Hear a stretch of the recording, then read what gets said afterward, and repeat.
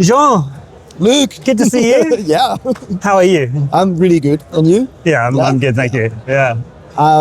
Nice to see you again, I Hey. guess, in NFC again. And yeah, I'm just happy to be here. And it's good to have a little bit more space than usual. Yeah. It's less crowded, actually, isn't it? Yeah, it's a bit less crowded, which is maybe not a signal that's so good, but I guess it's, I feel like there's a kind of inertia. Like maybe the worst of the bear market was last year, and there is this kind of slower inertia movement, and it's kind of like it's hitting now, and it could have hit before. And you know, I don't know. I'm just like more optimistic for next year, I guess. Okay. Yeah. So it's kind of like feeling like a lower curve, but you have lots of attention going back to NFTs and everything, and yeah, I think the hopes are pretty high right now. Yeah. It's feeling better. Yeah. Is that what keeps you here? Like, what are the reasons that you're? Well, I mean, because it's been an interesting time, right? It's been an interesting time. I mean, it's been a bit rough, like market-wise, but the answer is just that you can't do what you do here anywhere else. If your idea of being an artist is to explore many things and you know, try animation, interactivity, music, and all that, there's nowhere else you can actually combine this properly to do art. I mean, obviously you could do try to do commercial projects and everything, but if you want to do it as art, like I do what I want art, it's outside of NFTs, I guess it's hard to do anything. But, yeah. That totally so makes it's sense. just the best place for it, basically. Yeah. And this hasn't changed, and it's something that you think when the bear market hits, you still have all the artists around. Everyone is still trying to do new things, to explore, to experiment, and this never dies, whether the money or not is there. The only thing that dies is sometimes, like many artists have regularly said, okay, I'm out. I just can't. Be a full-time artist in that space anymore, which is sad, but it doesn't mean that the creation has stopped anywhere. It's like there's lots of great stuff happening, and I don't know, like art-wise, it's always exciting, no matter what. Yeah. Those people that leave, like, do you think that they will come back, or do you think that people move on and then move on to different things? I have no idea. I can't make predictions for that. Obviously, some people are going to come back, but it's also, I think many people became artists through NFTs and weren't artists before. And if that's the case, it's the first time you actually go what every artist who's been doing that for a long time, even outside of NFTs, goes through, is that at some point it's not going to work anymore. You're going to feel alone. You're going to be like, oh, I don't make any more money. Or how is it really a good idea to be an artist and everything? And even in the traditional art circles, it's really hard to get past the first one. You can have many ones in your career, but the first one is really tough. And I think many artists who just became artists through NFTs, they don't know that, and they're just like all of a sudden, okay, it doesn't work anymore, too bad. And maybe they will just grow out of it because it wasn't like something they've wanted and built over long periods. But if you've been doing art for a long time, you're like, it's a season. It's like it's a winter, exactly, and it's okay. Spring will come again. It's just. Do you, with those artists that become artists because of NFTs, like they weren't artists before? Yeah. Like, do you see a divide in that group from the artists who were artists before? That's a good question. In terms of, I think generally artists who are doing art, no matter if it's NFT or not, the ones I know, I can't speak generally, but at least the one I know, they still continue to publish art and make art because that's what they do. So it's like, even if I'm not going to make ends meet through NFTs, maybe I'm going to do something else at the same time and do more traditional exhibitions and everything. And so they can care about the market, but it's less important. It's more like it's something that you practice. Whatever happens, you practice and you create stuff, and if there's a bear market, there's a bear market. And if you have to make money another way, you make money another way, and it's not maybe that important. But if someone only knows art through NFTs, maybe it's hard to lose track of what you're actually doing as an artist. Because it's so, I'm trying to imagine, because it's not my case. So if you only knew that part of the art, just NFTs, it's like, it's very, you mean something, you sell it, it's very market focused. And maybe you lose track of, I'm an artist actually because I want to express that, to do that, to explore that. And it's there, that thing is not marketable. It's just something that your work become a part of that. But if you lose track of that, and you only focus on the work and the sales, you don't have that to keep you going. Yeah. Yeah. And maybe it's harder for like only NFT artists to kind of realize that or feel it, or I don't know.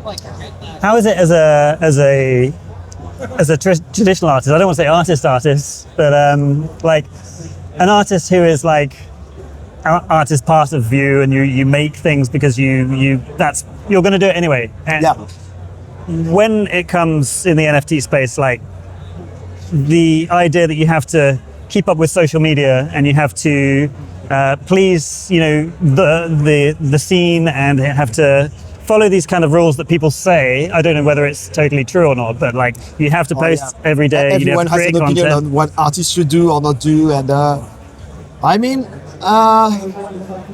it's tough because we're in the social media age, and there's a kind of hive mind thing that is kind of it can be good, but it has bad sides. And as an artist, you should always try to either realize in an intellectual way or feel with your guts if something is relevant to you or not. Because obviously, if you follow every advice, most of them are contradictory, and you can't make any general thing out of it.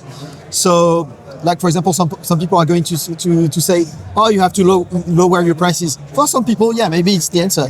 For other people, it could be actually the opposite. Oh, you have to start thinking bigger, And so it's every time someone interviews me and asks me, for example, the question you always have as an artist, like if you were to give an advice to young artists who just start, what would you say? I'm just like, I can't say anything. Like what worked for me doesn't work for anyone else sometimes. Or I can tell you something that worked for me at certain point, but if I were to do it again today, it will not work too.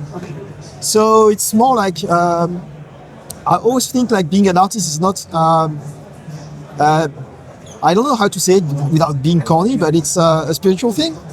Not religious at all. It's spiritual in the sense of it's deeply intimate, and I cannot make progress in my work as an artist, whatever, if I don't understand how I feel about stuff, how I really feel about it, I mean, all the emotional part, and how it is in a very, very personal way.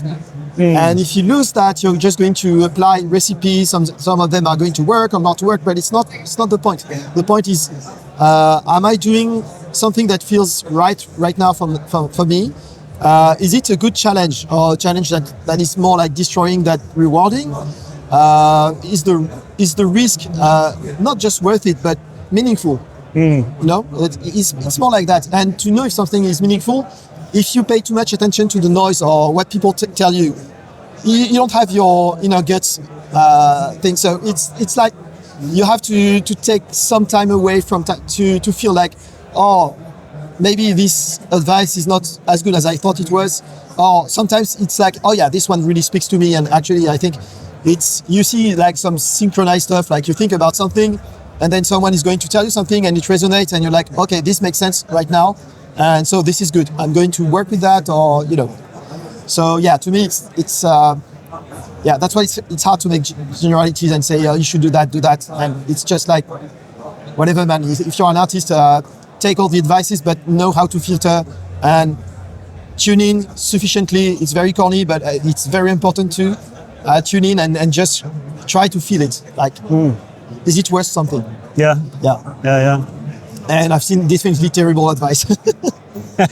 It's like the scarcity thing, for example. Yeah. I think we did kind of like the round trip first it was like, oh, art should be scarce for everyone, pay attention. And then at some point there was the meta of everyone doing open edition and it should be available to everyone. Yeah. And it was a good thinking too. And now we're back to more like scarcity or two. And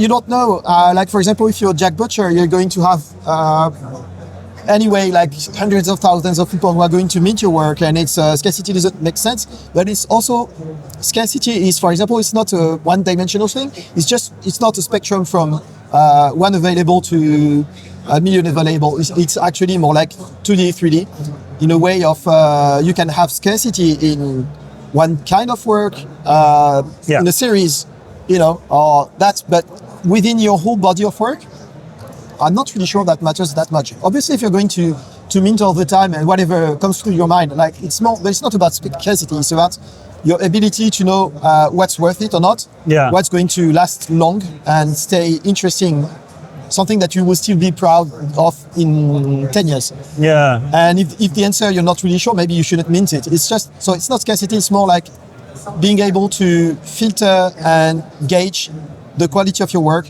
according to your own feelings and standards and all that. Yeah, I always thought of that as like a sort of almost like a market dynamic and availability, depending on like your progress as an artist. Because sometimes like you have someone who like Xcopy, for example, or like to get a one of one is out of reach for most people. Yeah. And so creating, editions makes sense if you want to have your work in the hands of more people and you want people to have a piece of you. He's done it quite good, I think, because like obviously he's got his Max Payne open edition like that went crazy, like I don't know, like it was 7,000 mint or something like that, and also with Neon Glitch the Mutatio. Yes. Yeah, and that was crazy, but it was. No one is going to say, oh, it's like he fucked up his scarcity. Now there's, I can't remember the number for the flies, but it was crazy high. It was millions, wasn't it? Millions of them. I don't know. It was just crazy. And like, no one cares if it's cheap and everyone has them because it becomes the rest a of his fungible work, thing, doesn't it? At yeah, that point? exactly. And you're just like, and it should be the same for every artist. It's like, yeah, maybe don't mint everything you do because it's not good enough, but also have fun. Something that's going to be scarce, others not. I mean, the only people you're going to deter if you focus too much on scarcity, if you don't focus enough on scarcity, is going to be purely speculators who want to invest in a name. And I don't have anything bad to say about people who have more speculative and financial like reading of art in general. Mm-hmm. They have their purpose in the ecosystem. It's like it's normal. It's a good thing in a way. But as an artist, it's not those people that you are going to be the most interested in because they care less about their art, and you could stamp your signature on any other NFT and it will be the same. Mm-hmm. So for these people, yeah, scarcity matters because they're just seeing the numbers, which is not bad. But then it's not, as an artist, you shouldn't care too much about that. Mm. What you should care about is doing something meaningful, relevant, that feels like some it has value, and this value, whatever it is, stays. That's the thing. Yeah, but I mean, obviously, if you're going to look at the market, it can always be interesting, right? Like just mining a bit offer and demand is not necessarily a bad thing. I'm not advocating either for. The artists just do whatever they want and then do stupid thing. But I think as experience and time goes, you get a feeling of rough boundaries that make sense, like something that feels rational and reasonable, not, like, yeah. I think in the end, you get used to thinking if it's really sensible. Yeah. Yeah. Yeah. Well, it's part of the exploration of the whole, like what works, what doesn't work. Yeah, exactly. And it's interesting because most artists, they just want to explore the art, not what's around it. And I don't know, I think it's interesting to mind a bit of these things without being obsessed. Because it's funny, like everyone is like, oh, speculators, blah, blah, blah. But actually there are a lot of artists in this space who are the artist version of these speculators. And they actually manage their output just like a company would do with products. Yeah. and they only mind the market. And because what they do is more like formulaic, it's going to be, I'm going to do the usual thing I do in my style. Right now, there's a bit of demand. I can offer that, and they just work like a store managing a stock. Basically, that's it. Yeah. So I find it a bit funny that artists are usually the first one to criticize some collectors for being too speculative or not caring enough about the art. But they don't really say it to artists that have been collected and who have done something that really caters to that. So, it's a bit like maybe a bit hypocritical, I don't know. Sorry, maybe I went a bit off track, but no. It's all good. So, what are your participation here? Like, what have you been doing? Tell us about. We're just behind the cult booth. Cult of Crypto Art represents, so you're part of it, you know it. It's one of the oldest art collective in the space, which was funded and then exited by, unfortunately, a lot of money who didn't have a choice, but also by Eclectic Method, who I think is out of NFTs now, and Xcopy, obviously, and they're all out of the group, but then it grew and it became this really, really cool thing with mainly great people, mostly artists, but also a few curators, collectors, and everything. And basically, I think we've been, for all these kind of events, I think we've turned into the kind of go-to punk garage band of crypto art. Yeah. I feel that way. I don't know if that's how we feel. That it's a bit like that. Like we're having fun, we're throwing parties, we have always have DJs and musicians when we need to make something happen on that side too. And I don't know, like everyone's been pretty creative, and it's it's very open-minded, and we share. We don't retain information. We don't play games of hierarchy stuff, and you should know that, but not know that. Despite the name cult, I mean, we are pretty flat and friendly, and it's. I think for many people, it's the kind of thing that gets you through there when you're feeling a bit down, even if you still like your art and everything. But you need to share with your digital village, right? Yeah. And Cult of Crypto Art is really like that digital village, and also filled with lots of people with a great talent, very diverse style, techniques, very diverse backgrounds. I think we're from like almost any possible place in the world. How many members now? 100 plus. I don't know. We lost track, but so yeah. So basically, we have a booth. We're exhibiting 20 artists on the loop, and we also had a show a couple hours ago, and there were goodie bags, and it went well. And that's it. Previous years were a bit more hectic because we had the party with the DJs to manage. Yeah. But this year it was more like one show, one booth exhibiting, and that's about it, I think. Also, obviously, some members like Richie or I can't remember who else. Yu and Lawrence Fuller, maybe a few other people have their own solo show. So it's like cult French show. It's not official cult, but Cult, but also independent. Yeah. Yes. Yeah. That's I think that was Ogar who said it. Like it's a Cult of Crypto Art is a spirit of what was it? I'm not going to scorch it. The spirit of collective independence. Yeah. Okay. Yeah. That's a great term. That's I mean, that's what you get with a really mob of artists, right? You can't go more collective than that. It doesn't work. So it's good. Was there a founding principle to Cult of Crypto Art? No, I think we organically developed something that are not set in stone, but everyone respects. Like at some point when the meme coin thing went crazy, many people were like, maybe we should do a cult coin. And for example, I was always like, no, we don't want people to get through a pump and dump. Even if you don't want it to be a pump and dump, it's going to end like that at some point. And I'm always like, whatever you launch, it's going to zero at some point. Yeah. Maybe you will have a few good years if you're really good and the community responds to it and it's good.